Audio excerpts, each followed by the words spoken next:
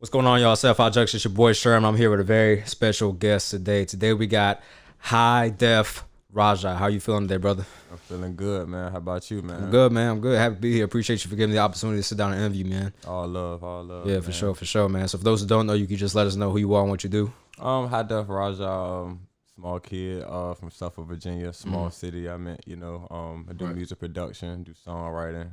Work with Ferg, work with JIDK, Ray Sremmurd, Side Prince, Pusha T. I Tough. did production work with like Mike Will, John and Giuliano, like way early in my career. So I work with a lot of people. Okay, tough, man. Tough. Now, being a like producer at that caliber, that early on, you know what I'm saying, in your career, Right. like what do you credit that to? Just ambition, like dreams. Like I always wanted to be like rich, and then I always wanted to be a staple in music. And after that, I just wanted to be great, So I just started honing in on my craft and like really researching like who I looked up to and like really how to produce, and shit it just got me to this point. Okay, and who do you look up to? Kanye, Pharrell, Dr. Dre. Okay, the ghosts, yeah. Yeah, just people, yeah, the goats, but like just people who like had a certain type of drive, or they bought something with the game for real that Okay. that inspired them to do the music for real. Like I was just having a conversation with Ferg, and he was just saying like, Kanye came into music, with his sound, and then he bought fashion, and same with Pharrell. Pharrell bought fashion and made it okay to do something. Yeah, facts. Dr. Dre came with the beats and with actual sound, so like they all contributed some to music. So that's what I kind of research. Okay, for sure. Now, when your story is said and done in rap, or not even said and done, but later on, as you continue to develop, as you continue to grow, what do you see yourself bringing to the music industry? Um, just free range for real, just the ability to like tear the roofs down and like rebuild new ones, remake new ones, a new sound, a new vibration, just new rhythms for real. Okay. I kind of want to leave a legacy of, just me being a good human, like just me being a good person, giving somebody the opportunity, you know, like you said, years down the line when somebody called me great or a legend or something, I just want to, continue to be humble and just give people the opportunity to surpass me for real. Okay, that's dope, man. That's dope. Now, before we did the interview, we had a conversation. You mentioned that you come from Suffolk and you want to make sure that you pave the way essentially for other kids coming out of Suffolk that are doing production, things like that. So, Right. what do you feel like is instrumental to making sure that you're successful in that venture? Just kind of keep on like building my name with my craft, like the work got to speak for itself. So I think of it as it's record executives, who got relatives that rap or brothers who rap. And I know every day they hear like, yo, put me on or do this. But, some things, art just speaks for itself. Like if Right. it's meant to be on or it's meant to be put on, it's going to be put on. You know what I'm saying? So I think in regards to me, I just need all the tools, to be able to equip myself to maneuver through the path so I could be able to teach somebody else how to do it. I don't like to do it halfway because, like I said, that's wasting somebody's time because Right. I'm really doing trial and error without really knowing. Okay, tough, and that's good that you mentioned that. Not wasting people's time and making sure that you yourself are 100% vested in it and you know exactly what you're doing. You know what I'm saying? Because a lot of people will, okay, I want to do this, and they'll jump into it. And shout out to them for even being willing to jump into something, because the hardest part about doing something is starting it. You know what I'm saying? Yeah. But they'll jump in prematurely without making sure that they have all the resources in line, or making sure that they have, okay, I need to make sure that I have this amount of money saved up, or I need to make sure I have this going on. I need to make sure I do research on, the business side of the house. Because, when you're becoming an artist, Right. you have to understand there's contracts, you know what I'm saying? You have to make sure that you can read the contract properly so Yeah. that you're not getting short-handed. Yeah, you got to research the games. Like my old manager Batman used to say, like, when you a doctor, just because you know how to put a thermometer in somebody's mouth and check the temperature don't mean you're a doctor. You know what I'm saying? What you can do when it's time to perform like open heart surgery or brain surgery, like you got to research your game to like actually become a doctor or whatever field you in for real. So it's Facts. always important to like research what field you in. Right. And that could go in, knowing your lane too. You know what I'm saying? Because with the doctor, obviously there's, different types of doctors. You got the neurosurgeon, you got the, the ones who do open heart surgery, you got general surgeons, and you have all these different fields, but you don't have to do all of them. You know what I'm saying? You just want to focus on one field and then just, know your lane and just study that. So, Right. yeah. So what would you say your lane is as far as music is concerned and sound?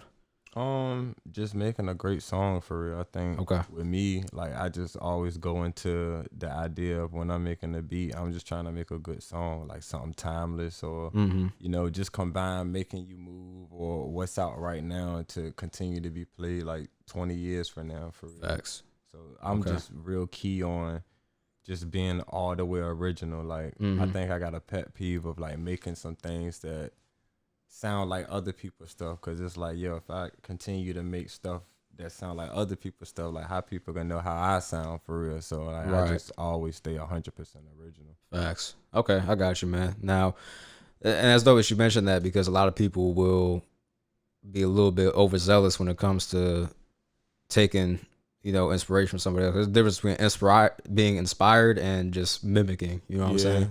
So you have to make sure that you like, okay, I'm inspired by this. I see they did this with the beat. So maybe if I tried a different way, you know what I'm saying, or instead of using, heavy 808s, I'm gonna use heavy hi-hats or whatever the case would be. You know what I'm saying? To kind of make your own iteration of what they did. Man, it was a point one time, man, it was recently, maybe when Value came out, maybe in like July or something. Like I stopped listening to music for real. I stopped listening to music for like a month or two, like other people's music, because okay, gotcha. I totally wanted to like left field, like, you know what, I need to just make music that like what I really feel, because like you said, you could hear something and subconsciously it could be in the back of your head, and you don't know you're doing something when you're doing it, you know what I'm saying, most of the time, because it's habit, it's natural habit, because we humans, it's our instinct. So I just like shut myself off from it and just really start creating vibes of what I feel. And I listen to music now, you know what I'm saying, I be listening to people's albums, but like now I got a whole gist of my sound for real. Tough, yeah, and that's dope that you did that, because, and like you said, people will listen to something and subconsciously you don't even know you're making that type of beat, and then once you start laying out the bare bones of the beat, you're like, oh shit, it sounds a lot like this. It got the same cadence, got the same, metronome beat Very or whatever. relative. Yeah, you know what I'm saying. So that's crazy, bro. Now when it comes to making a beat or making beats in general, you say you like to be creative with them. Do you have like a baseline that you start off with, or like a template that you start off with your beats, and then you kind of build from there, or do you just freestyle every one? You kind of just see what sounds better. Nah, I got a template as far as like maybe a mix, like how I do my master mix. But other than that, like I just do everything like just from scratch. It depends on how I'm feeling. Depends on like what the energy take me to for real. Like I don't never go with the same intention of making a beat for this person, or I'm gonna make a trap beat, or I'm gonna make an R&B beat. It's like I just go in there and be like, however I'm feeling, we just gonna lay it down. You know what I'm saying? I just get into a rhythm and shit, like he's saying that like I make like 10 beats in like an hour, like all bangers. Like I give you all bangers in like 10 minutes. So I another thing with that is I just try to go and like challenge myself for real, cause I've been doing beats for so long, you know what I'm saying, like it's starting to become like breathing now. So that's why like I left Fruity Loops and I got on Machine, you know what I'm saying, so I'm more hands-on with the machine and with the keyboard and stuff, and that junk really elevated my game. So yeah, for sure, because so believe it or not, my mom makes beats. Dang, for real? Yeah, bro. My mom's like, she a little producer or whatever, and she uses a machine as well. That's crazy. And yeah, because like because she was like really passionate about music. She's like, well, if I'm gonna do this music thing, I want to make sure I know like music science. I want to make sure I have like premium equipment to make the best beat I can with all the different sounds and stuff. So like she started doing like some crazy beats first. I was just like, I don't know about this for a while, but now she started going to like like lo-fi's coming up and stuff. Now she started doing like some lo-fi stuff. I'm like, yo, like this shit hard. Like this is a vibe, bro. Like you done did it, ma. Like right. You know what I'm saying? So that's dope that she use Machine. A lot of producers don't use Machine, bro. Like they use like Ableton, they use Fruity Loops, they use what's the other one? Logic, I think. Logic, use Logic. I mean, I always ask like what DAW do you use, and like they always say like one of those. You know, so I never heard Machine as long as I've been interviewing. Machine is the shit. Like Machine sounds just. Man, I think it's contact and native instruments. Native instrument sounds in general is just like, man, those shits is just amazing, man. Yeah, like, bro. I recommend it. Like, if anybody want to make beats on anything, I came from Fruity Loops. I say, go get a Machine. Tough. Now, now you say you came from Fruity Loops and you transitioned to Machine. How big was the learning curve going from Fruity Loops to Machine? it get kind of tedious because like you gotta mess with a lot of buttons. But I was kind of familiar with it because like Lex used to bring that shit to the studio. So every time he brought it to the studio, I used to be like, "Yo, what's that?" Like, it's the machine. So I used to like watch him make beats on it, and then we started collabing on it. And like he'll try to teach me the buttons, you know what I'm saying? And I do it like here and there. But like when I finally got my own and I put it in front of me, you know what I'm saying? Like I worked with it, then I took it to this videographer named Tommy Trill crib and like we looked at YouTube and motherfucking we figured that shit out in a day. You know what I'm saying? And after that, I just knew how to make it sound like Fruity Loops as far as the rhythms I was making and voila, Okay, hell yeah. Yo, YouTube got everything, bro. I'm telling you, you can learn literally anything on YouTube, bro. If you want to be a construction worker, go to YouTube. If you want to build a whole damn house, pretty much, you know what I'm saying? You go to YouTube. So as I be telling people all the time, I'm like, bro, like you can literally like do whatever you want in this day and age. Like you literally have every resource at your expense. You know what I'm saying? Aside from obviously like money, unless you have to get that yourself. But as far as like the YouTube, there's instructions on how to do stuff. There's countless videos, bro. Right. There's software, there's free software, you know what I'm saying, that you can get depending on what you're trying to do. So yeah, there's always something out there, man. But that's dope. Now, excuse me, working with all these artists, do you have a favorite artist that you've worked with thus far? Nah. Okay. All on like fairly the same. All on cool. All on got a different vibe. Everybody work different. Like Ferg in the studio, like Ferg work, like we used to do like 15-hour sessions in the studio, you know what I'm saying? Recording, you know what I'm saying, making beats, you know, different people come in and tell stories, we'll get inspiration and stuff. Okay. Ray Sremmurd sessions, like different, you know what I'm saying? Like it'd be cool and calm and collect, it'd be real serious when they go in there and work. And then, you know, towards the end, like I seen like a lot of people come in there, like, you know, females may come in there. I remember one time when I first met them, they came to ODU. They did a show at ODU, and they first tour stop was there. I had just sent them a beat. When was that? Like 2015, 16? I think 2017. 17? Yeah, 2017. I remember hearing about that, yeah. And I met them. I remember Wayne backstage. I sent them a beat, and it was a Take It or Leave It song. I sent it when I was at my grandma's house. Swaley laid the hook on it. So they was like, yo, we coming to Virginia, link. They got off the bus, and I was like, yo, and it was like, yo, what's up? So they kept walking, and I was like, yo, and they like kind of looked back again, turned around and kept walking. I was like, yo, this pizza, because that's why I named it beat. So they was like, oh, and like from damn, my name was Pizza, and I went down to Atlanta that Christmas. Mike Will had hit me up the next day because he heard the record. Oh wow, we went down there for Christmas, and they played the record. But like flashback to that night. After we left the ODU show, I was making beats in a hotel room. And I remember at one point I looked up, it was like 20, 25 females behind me. Oh, shit. So I started to pack up my computer about to leave because I'm like, shit, I know what time it is. And Sway was like, bro, what the fuck you doing? I was like, shit, I'm about to leave. He was like, nah, bro, you the vibes right now. Keep making the beats. And I was like, oh, shit. And then that night just let me know, like, them niggas is lit, you know what I'm saying? A lot more went on in there. It was carnage, but it was, so it was carnage? Yeah, it was carnage. But that's my personal memory right there.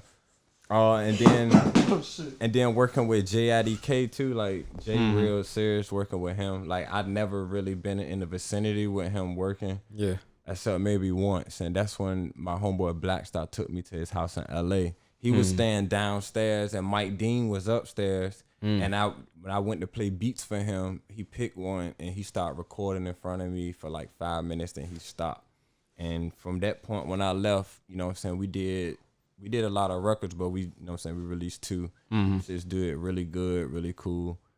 But yeah, shit, everybody just got a different vibe, bro. I got a different experience and a different story from working with everybody. Facts. That's dope, bro. That's dope. Yeah. I was so sure this man said it was carnage. Yeah, that shit was carnage. I was like, whoa. It's just that choice of word, like, it's just a wild word to use to describe it. I mean, I get it, but just carnage, I wasn't expecting that. I was like, oh, shit. Listen, when you listen to Ray Sherm music and they say lit like big and shit, them motherfuckers get lit. Oh, I fuck with my bro. They cool. Word, Shout out to Ray Sherm. Yeah, cause I know Miguel, I don't know if you know him, grill guy Miguel. He make like grills and stuff. Yeah. And he make they grills and stuff. Oh, like, word, that's good. Yeah. I know Grill got Miguel. Okay, yeah. Nah, he fired, bro. Yeah, because I had him up here doing an interview. We was talking about his experience with Ray Sremmurd and stuff like that. And everything I hear about them is positive. You know what I'm Yeah, saying? they real positive. Yeah. They real cool dudes, man. All positive energy. Yeah, for sure. That's dope, man. Now, with your beats, have you like done any research on other cultures, music and stuff like that, like African instruments and like maybe sounds from, I don't know, some wild shit, like I don't know, Canada, what type of music they got? Yeah. What's crazy is Ferg had me researching Australian music before. What does that even sound like?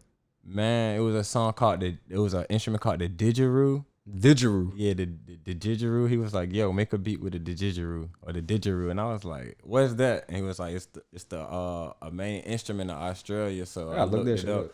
It be like, "Toot-toot-toot-toot-toot." It's like a little one of them little flutes. So it sound like it's saying didgeridoo. Is that what they call it? That? Man, I'm not sure. Oh man, but yeah, I was listening to that, and then always African drums. You know what I'm saying? That's how I did Let It Go with like Congo drums and African drums, because they make you move. That really give you the real percussion and the real rhythm. So, you said Let It Go, right? Yeah, Let It Go.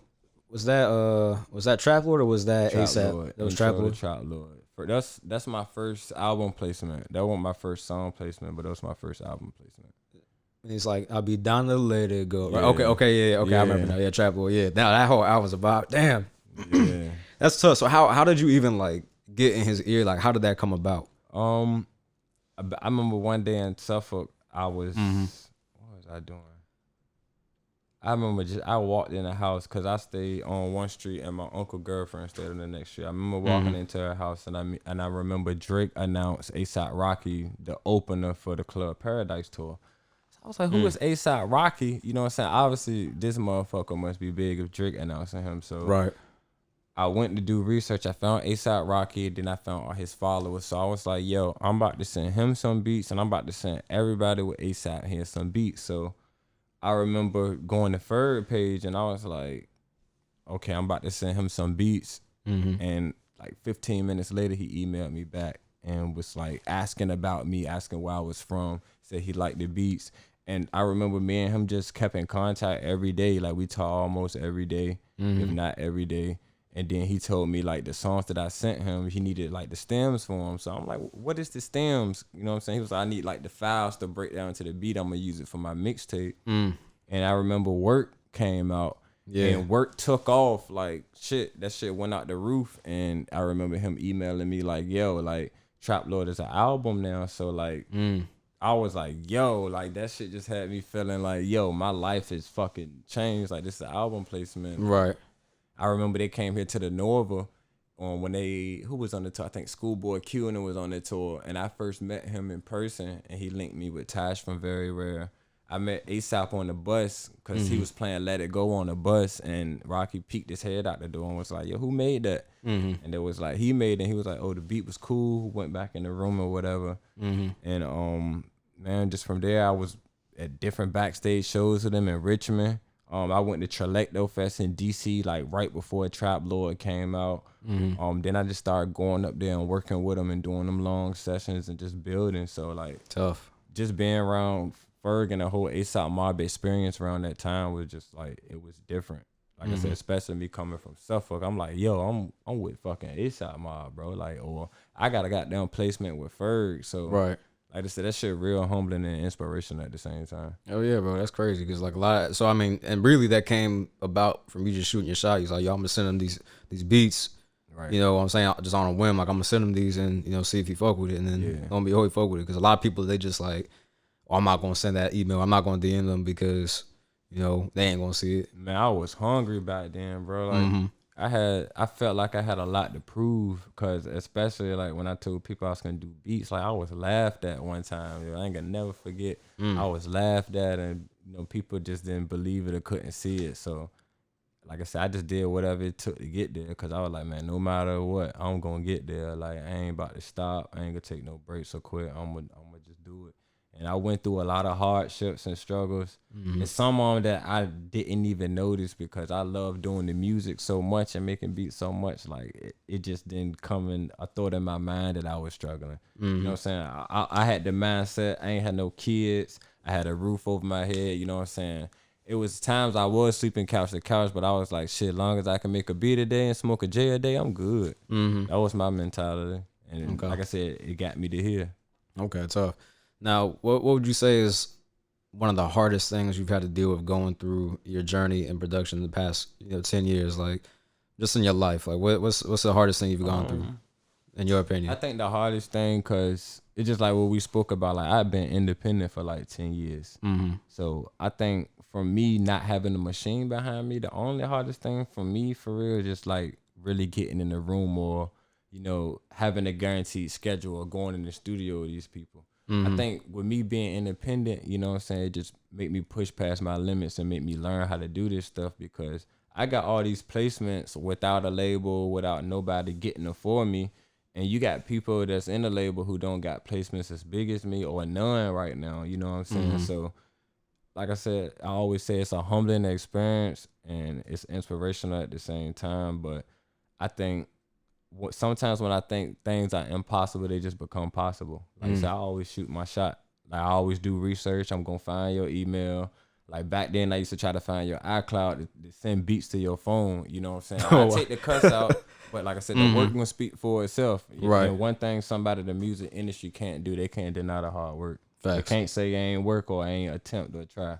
Okay, tough. Okay, that's hard. Yeah, so everybody that's listening, make sure y'all go ahead and reach out, man, because a lot of people they just be thinking that it's not possible. You know what I'm saying? Right. Like, there's no way they're gonna see my email. There's no way. And when you go in that mindset, yeah, it's probably gonna happen. And even if it does happen, especially you still try. Right now, like, we on quarantine right now, so like most of the times you already know, like, people more on their phone than moving around. They're not doing a show. They might be rehearsing to stay sharp for a show, but 9 times out of 10, they in the house because the studios in LA fucking booked up if you don't got one of your cribs. So this the best time to like really email them and shoot your shot at somebody. Like, they in their phone, you know what I'm saying? You can DM them. One thing I learned, like, and I seen it, I ain't gonna say from which person I was with, but they read them DMs. You know what I'm saying? They might not say read because they don't click accept you in their inbox, but they read every DM. Yeah, like they'll go to the request and they'll just like read like They'll the just beginning read part of it. who in there, then they'll be like, oh, okay. You know what I'm saying? I shot my shot at Tiger before like that. You know what I'm saying? Like 3-4 years ago. Now I'm in his inbox forever type shit. You know what I'm saying? But I only hit him up if I like, yo, what's the new email type shit. Yeah. So that shit work. I ain't never know it's gonna work. Okay, tough. He hit back. Oh yeah. Now working with the artists, like do they still like reach out to you, like, yo, like I need some beats or I need to cook something up, like? Yeah, most def. Like every week, sometimes like 4 or 5 times a week. Like, they always need packs, especially now. Like I said, they be in the house, so they be like, yo, drop me some beats or drop me a pack. Or like lately, a lot of A&Rs that hit me up for some packs because they see what Value did like last year. So a lot of people really been on the line trying to get the sound. So I'm seeing progression in that. So I'm just staying busy myself, just trying to outwork everybody. Okay, for sure. And let's talk about Value a little bit. So what all went into that, and how do you feel as it performed as a record? Man, it was everything I expected. We did it in 2017. You know what I'm saying? It just came out, like I said, last year. That session was intense. I went to New York. Me and my ex girlfriend went to New York, and we was staying in a hotel at this time because I was waiting on the check from music. So I was living in her house, and then we started staying in a hotel. I remember Ferg was like, yo, come up here and work, because I really told him what was going on. He was like, man, just come up here and work. So we rode a Chinese bus up there. We get to Chinatown in the morning, and I remember I get some coffee, and I checked my bank account. My bank account was like negative $600. Don't fucking know why. So we go to the hotel room to check in, and they be like, yo, we need to swipe the card for incidentals. And I'm like, man, I don't got it. I already paid for the room. You know what I'm saying? Can I give you some cash? And they're like, nah. So I just remember texting him. He was like, yo, just Uber to me. I Ubered to him, and you know what I'm saying? He was shooting a Bacardi commercial. I watched him shoot that. And I remember going back to his house, and he was like, yo, we gonna go to the studio tonight. You know what I'm saying? We gonna make something happen. You know what I'm saying? Bro put some bread in my hands. He made sure I was good. He was like, go get your bank right. So that's what I said. Like me and his relationship is like on some real big brother, little brother shit because I met him like when he was doing the same thing I'm trying to do. You know what I'm saying? But back to that, when we get to the studio, I remember playing beats, and I was playing some alright shit, but I remember him saying, "Yo, let's just take a break and let's just come back tomorrow." I went back to my hotel room that night, I ain't sleep, and I opened my laptop, and that's the first beat I started making. Like, I laid the guitar down, and I just kept looking out this window. It was like a big TV screen. I just kept looking out this window, and I just keep making the beats. Because like I said, what I was going through, I was just putting that shit in the sound. And before you knew it, I looked back, and I seen my ex-girlfriend bobbing her head, and I was like, what? She said, that's the one right there. So the next day we went to the studio, he was like, yo, play some beats. He just sat down. The first beat I played, he would like load it up. He walked in that bitch and he laid that shit down in like under 10 or 15 minutes. Came out the booth sweating. We did like 6 or 7 more tracks.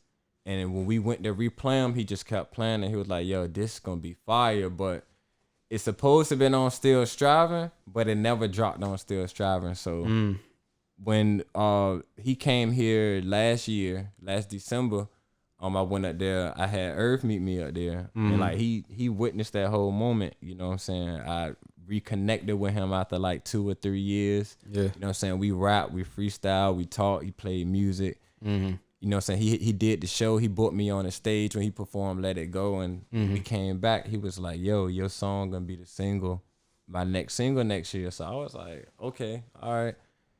But the next day they called and we started doing the paperwork for it. So that's when I knew it was real. And when the record came out, like I said, it was everything I expected. You know, being on a video game, being on a commercial.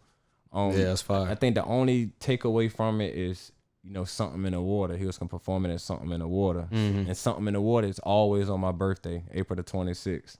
So he was gonna perform that song. You know, I was gonna be out there.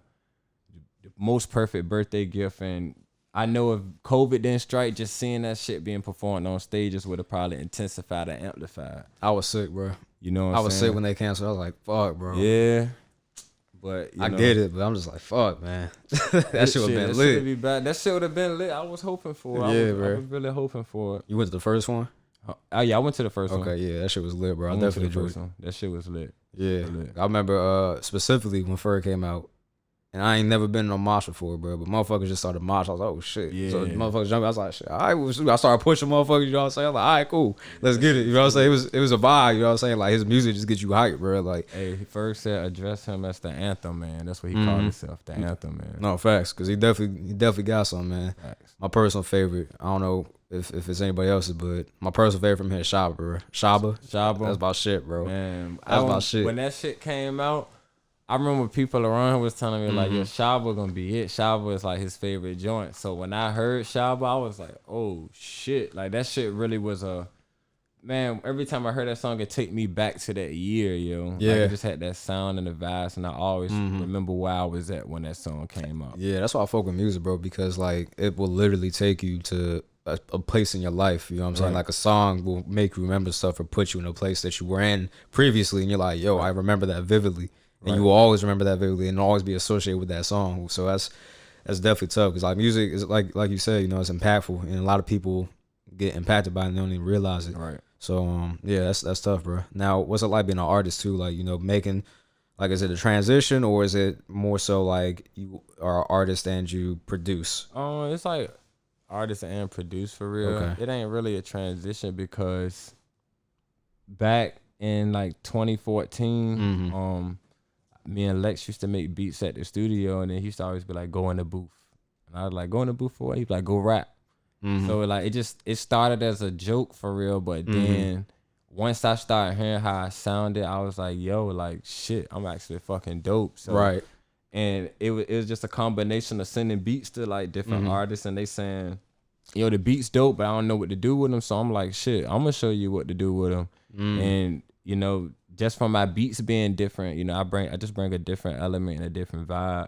And, you know, sometimes it could go over somebody's head because it's not what they listening to on the radio or it's not what they grew up off of. But it's something new. You know what I'm saying? Something Right. new always gonna hit the ear funny and sound different. But Mm-hmm. everything that we love was new at one point. You know Exactly. what I'm saying? Ain't nothing new under the sun, like the old folks say. You know what I'm saying? Yeah. But that's just the challenge of, you know, just getting people to believe in what I'm doing. And it's getting better for real, because like a lot of people starting to hear me. A lot of people starting to reach out for like different hooks and stuff. I've been submitting hooks to my beats, you know what I'm saying? Been landing a few. So that shit just give me the confidence to keep going. I know if somebody want to buy my pens, like shit, I might as well do it myself too. Facts. Exactly. And so you basically taking the Kanye route. Like, it's like, I'm a producer and I'm also an artist now, and I want to get into being an artist. Now, would you prefer to be an artist and just do artistry, or would you prefer to be a producer, or you just cool being in between and doing both?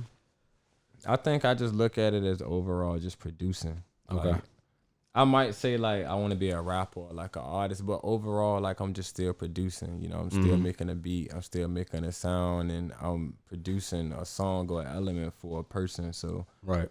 I wouldn't really say I'd be a full blown artist, because I still would be making beats, but I just keep it valued at a brand of whereas, you know, if you come to me for like a beat or you come to me for a song, it's gonna be a composition. It ain't gonna be just a song. Like, Tough.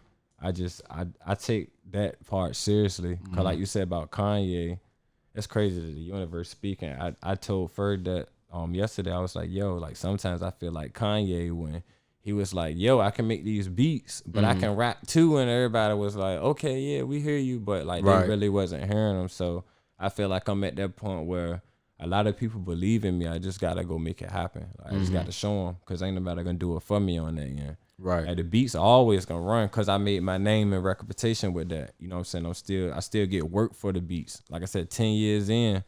So I'm trying to focus on something else that I could, you know, put more energy in, so that can run for 10 more years. Facts. Okay, tough, bro, tough. Now, do you have anything that you're working on the artist side of the house, like big album, big mixtape, or anything that you plan on releasing? I got like 3 albums done, but I'm just waiting for the right situation. I dropped the song called Demonstrate like last month. It was like almost 2 minutes, right?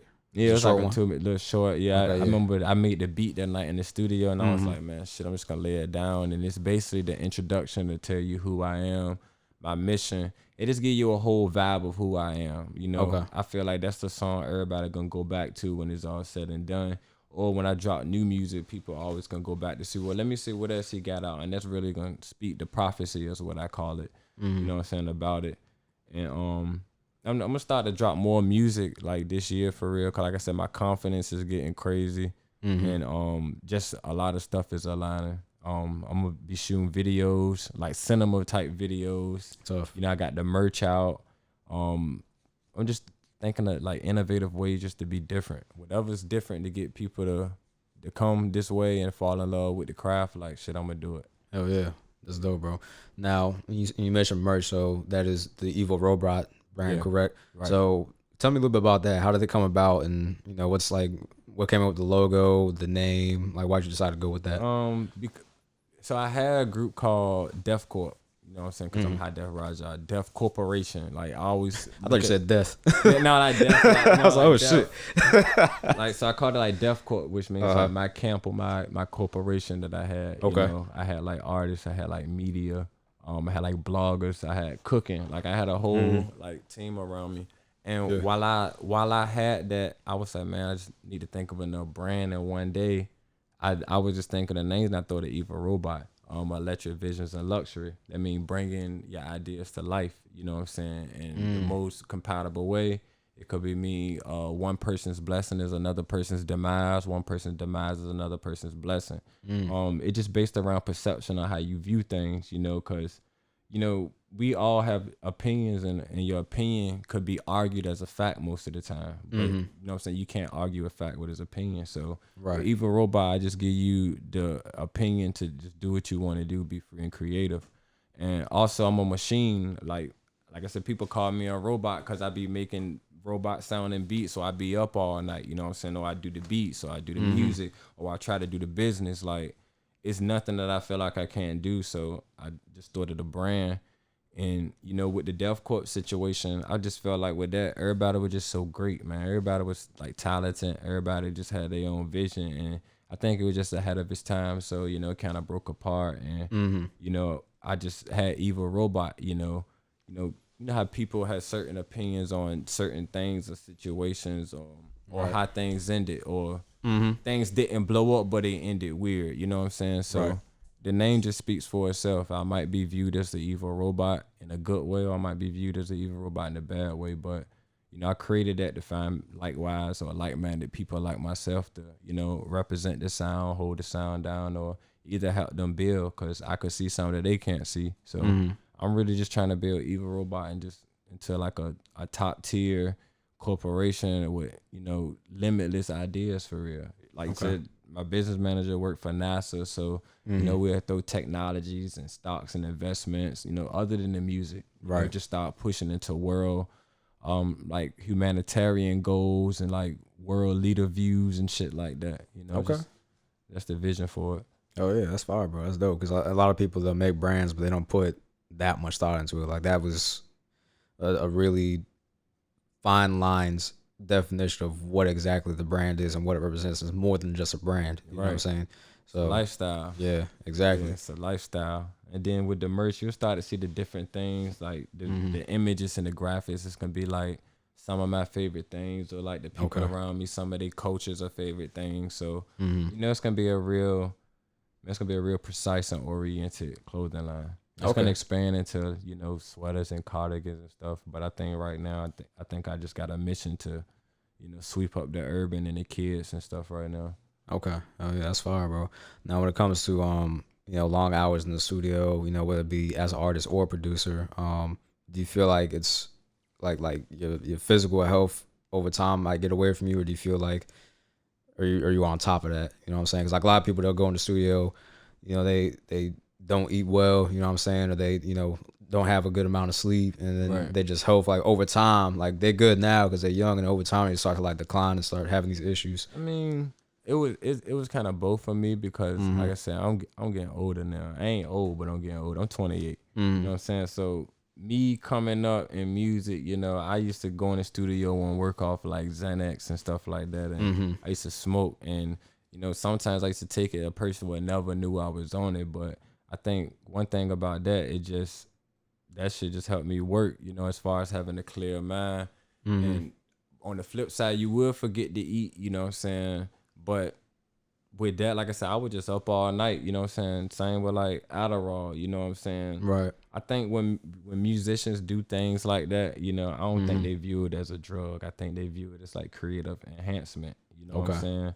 So, but if you don't do drugs, I seen people come to the studio, stay all night, fall asleep, you know what I'm saying? I done seen people throw up from smelling all the smoke and not even hitting the blunt, you know what I'm saying? So you might have to be conditioned to be in the studio, you know what I'm saying? The studio ain't for everybody. Yeah. You know, a lot of people see the perception of being in the studio and you smoking and you on the Instagram, like that's cool, but when that camera go off, you don't see when the loop being played like 300 times. Yeah. There's mad blunts being passed around, people drunk, you know what I'm saying? Girls might be arguing in the hallway. Like the studio come with a lot. Like the studio is a movie. Yeah, no, and that's dope because I feel like every session, every experience is different. You know what I'm saying? Like every experience is definitely different. Yeah. That's dope because I mean, like I mean, the studio could be something grandiose and huge, and you got like all this technology, all these lights and stuff, or it could be something simple like somebody's bedroom, or so you can make the hotel bedroom a studio for you know what I'm saying, if you're portable. So like it's literally like, because I feel like when you are doing that and you're in that creative process, it's like you're sharing vibes with everybody in that room. You know what I'm saying? And those vibes are always going to be different depending on who you with. You know what I'm that's saying? The truth. That's exactly what it is. Sharing the vibes with the people that's in the room. Yeah, that's dope, man. Yeah, because I mean, I always like music. I considered doing producing at one point, but I just never got around to it. You know what I'm saying? Because I was like, nah, it's gonna suck. You're your own worst enemy whenever you're trying to do something. You know what I'm saying? You're like, I'm not gonna be good at it, or I'm gonna suck trying to do it, and you just don't do it. So I fell victim to that, and then after that, you know what I'm saying? I was like, let me just reevaluate life and start doing things instead of just saying, oh, I would like to do this. I'm saying I'm going to do it. Right. You know what I'm saying? I feel like you did that too. You know what I'm saying? You're like, I'm going to do this. I'm going to produce and all that stuff. So what inspired you to even produce in the first place? Man, I used to want to be a ball player, man, but just a lot of shit just kept getting in the way. And the way my mind was thinking, like I was about to graduate high school, and like I said, I was like, man, I want to be a boss. Like I want to be rich. And at that time, won't nobody really doing music. Like everybody really wanted to be a baller, or people was in the streets. And like I said, Lex was doing the fucking music, and I was like, damn, like bro, really going hard for this shit. And it was another group in Suffolk called Ill Indies. They had me passing out flyers and shit. So I was like, yo, like, music, had you traveling, music, had you doing all this cool shit, like, I wanted to get into music. So I downloaded Fruity Loops one day when, I was at tryouts. I hurt my ankle at tryouts, rode my shit, and I was at home making beats for like a week. And once I started doing that, I went back to school with a new mentality. I was like, man, I'm going to make beats, man. Like, I'm going to learn how to do this because I know I ain't going to the NBA. I know I ain't getting no scholarship to play ball. And we don't got no goddamn money for me to go to college. So I need to figure this shit out. So that's what I did. I just, like I said, I started studying beats. And I wanted to be great at that shit. Like I said, for me sitting here just like really thinking about like the first day, like I downloaded that shit, like you can't even imagine. Like I never thought I would have made it to this point because I thought I was gonna stop making beats and do photography because I used to take pictures and stuff too. Okay. But then like I just kept going at that shit because wanting about it really in my lane, and I started meeting like these people from Germany, these people from Atlanta that was doing beats, and we was like on MySpace clubs and shit like that talking, and that shit was just like, yo, I'm in a group with a band of people who doing the same shit. I'm learning it. I like this shit. And they was kind of inspiring me too. So, and I surpassed a lot of people that like I used to look up to like around that time, but I still keep it 100 with them. And I still reach out to them and talk to them because, like I said, without them, I probably wouldn't be sitting right here. Tough. Okay, that's dope. So would you say that when you rolled your ankle, that was like your defining moment of your transition to becoming a producer, and it's like kind of like silver lining, you know what I'm saying? Yeah, man, because I'm on my 9th grade. I tried out for the team. It was good as shit. I ain't had no grades because my first year of high school, shit, you already know. Like I was fucking around, man.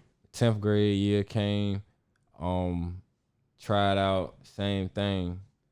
11th grade year came out, rolled ankle. Team was stacked anyway, won't go make it. 12th grade, same shit. Didn't have enough classes. Rolled the ankle. So it was just telling me that like I wanted basketball, but maybe basketball just wasn't for me for real.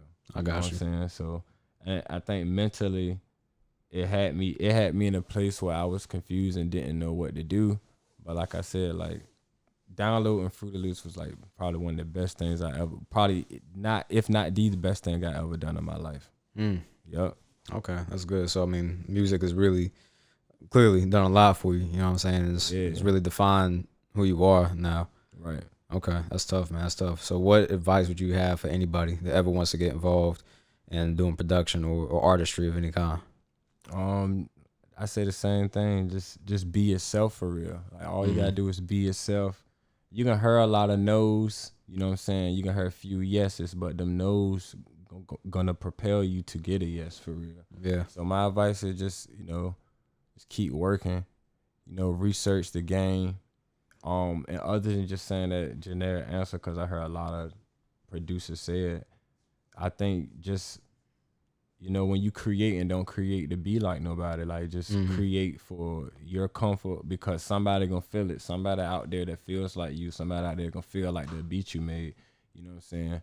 Take criticism from people, you know what I'm saying, but don't let it control you. You know what I'm saying? Don't give a lot of people power to control you with their criticism at the same time. You know what I'm saying? Because you got to come into this shit knowing that you great, knowing that you dope. You know what I'm saying? And your mental is going to be the most important thing in music. Don't have no emotions in music. That's the advice I give. Okay. Oh, yeah. That's all advice, man, because like you said, people will often take, criticism to the heart.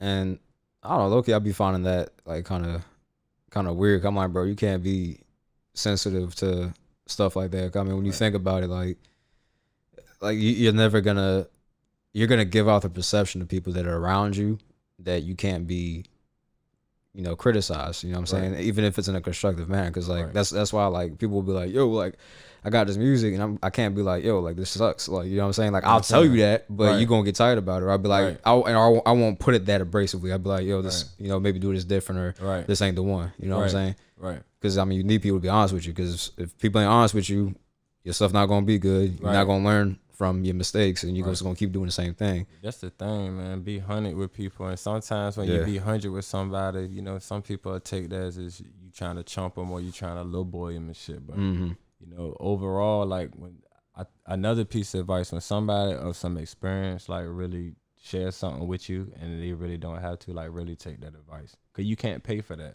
Right. Like no matter how much bread you got, it's just some things you can't pay for. You know what I'm saying?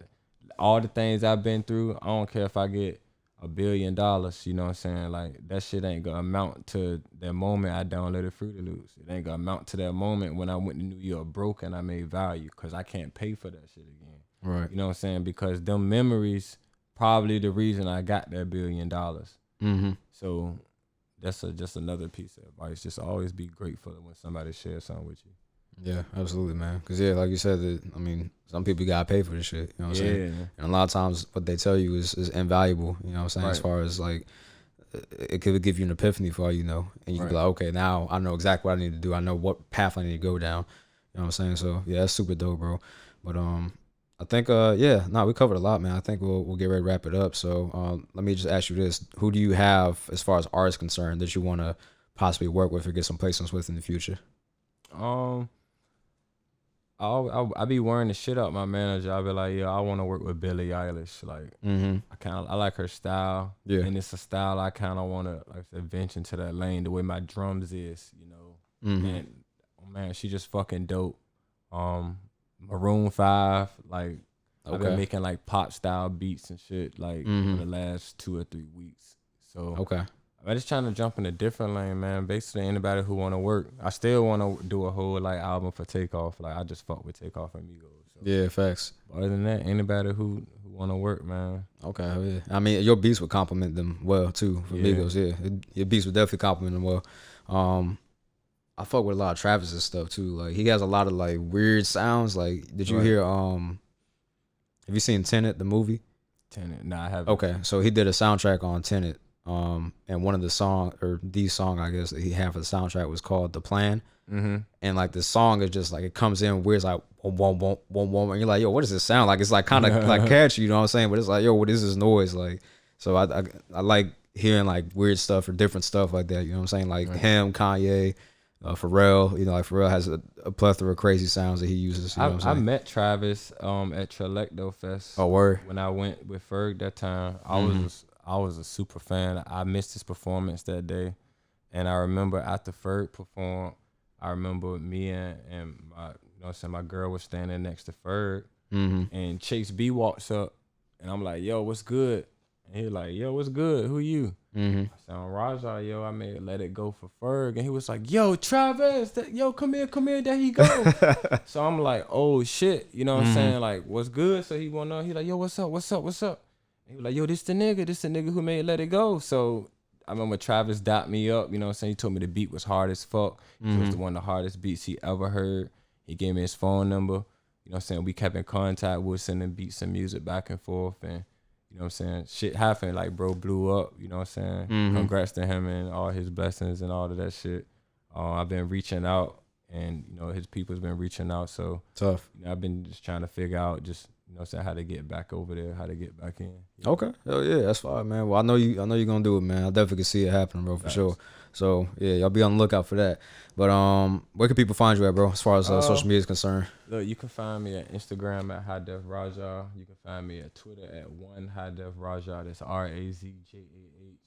Do the Facebook. Email me. Or you can go to the website www.welcometoevilcorp.com. Yeah. Okay, tough. Real quick, I don't know if it caught the audio, because like if you talk into the mic, that's probably where it'd be best. So if you could just run that back real quick, just so everybody can like be sure they got it. All right, the Instagram is Highdefrazjah, Highdef RAZJAH. You can hit me on Twitter at Highdefrazjah RAZJAH. I'm gonna do the Facebook. You can find me on the website at www.welcometoevilcorp.com. I'm there like swimwear. Tough. I'm weak.